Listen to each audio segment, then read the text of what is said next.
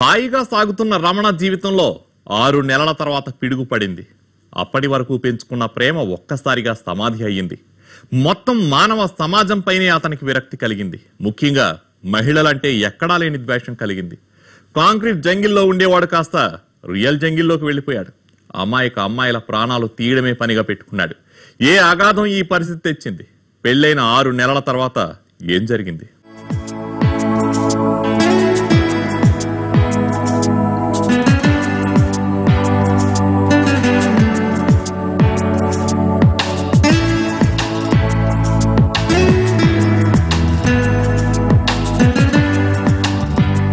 సాధారణంగా భార్యను వదిలి వచ్చినప్పుడల్లా రమణ నీరసంగా ఉండేవాడు. ఆ రోజు మాత్రం నిజంగానే అతనికి ఆరోగ్యం నలతగా ఉంది.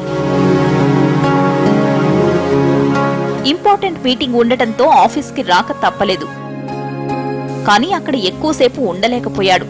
ఇంటికెళ్లి భార్య చేతి టీ తాగి తన ఒళ్ళో తలపెట్టుకుని పడుకుంటే మనసుకు హాయిగా ఉంటుందనుకుంటూ బయలుదేరాడు. అతనికి భార్య అంటే అంత ప్రేమ. రమణ బైక్ సౌండ్ వింటేనే రయ్యన వచ్చే ఆమె ఆ రోజు రాలేదు. ఏమైంది? డోర్ తీయలేదు, నిద్రపోయిందేమో అనుకుంటూ లేపుదామని కిటికీలోంచి లోపలికి చూశాడు.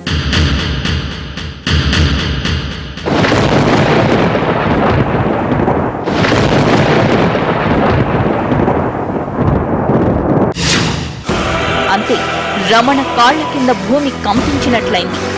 లావణ్య అని అరిచాడు. తలుపును బలంగా తన్నాడు.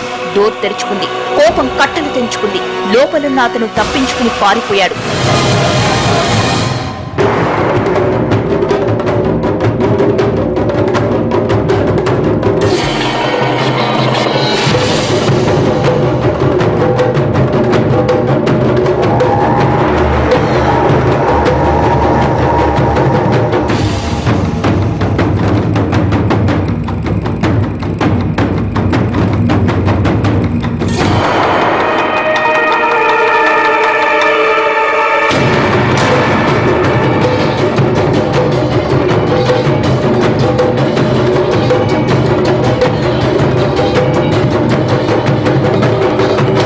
ఎంత నమ్మక ద్రోహం చేశావే అంటూ పట్టరాని కోపంతో ఆమె పీక పట్టుకున్నాడు.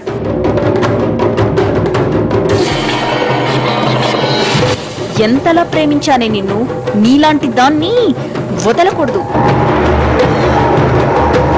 చివరకు ప్రాణాలు విడిచిందామె.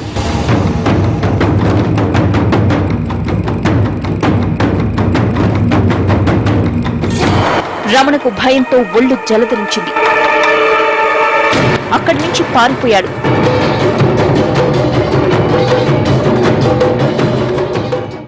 ఎక్కడెక్కడో తిరిగాడు. చివరికి అడవిలోకెళ్లాడు. అమృతం లాంటి టీని అందించే తన భార్య చేయి అక్రమ సంబంధం అందుకుందని రగిలిపోయాడు. లావణ్యపై కోపం క్రమంగా ద్వేషంగా మారింది. నటన, అంత నటన, ఆ ప్రేమ నటన, ఆ నవ్వు నటన. అసలు ఆడదంటేనే నమ్మక ద్రోహం. ఆడ జాతి అంతా, ఆ జాతిని అంత మొందిస్తా అనుకునేవాడు. ఇది కూడా అంతే. రేపు తన భర్తను మోసం చేస్తుంది.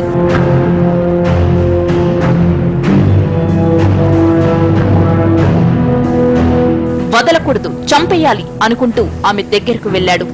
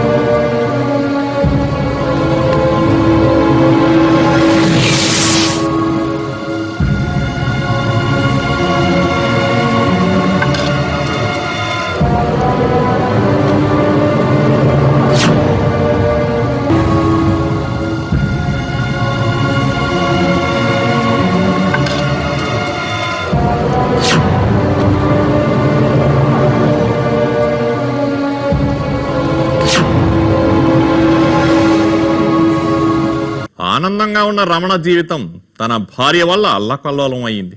ఆమెపై పెంచుకున్న ప్రేమ ఒక్కసారిగా పటాపంచలవడంతో మానసికంగా దెబ్బతిన్నాడు. చివరకు సైకోలా మారాడు. లావణ్య చేసింది ఖచ్చితంగా తప్పే. ఆమెపై ద్వేషంతో ఆడవాళ్ళందరినీ తప్పు పట్టడం కరెక్ట్ కాదు. దీనంతటికీ కారణం వివాహేతర సంబంధం.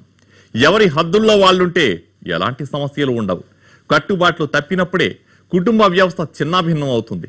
ఇది ఇవాల్టి క్రైమ్ ఫ్యాక్టర్. రేపటి ఎపిసోడ్లో మరో వాస్తవ గాథను చూద్దాం.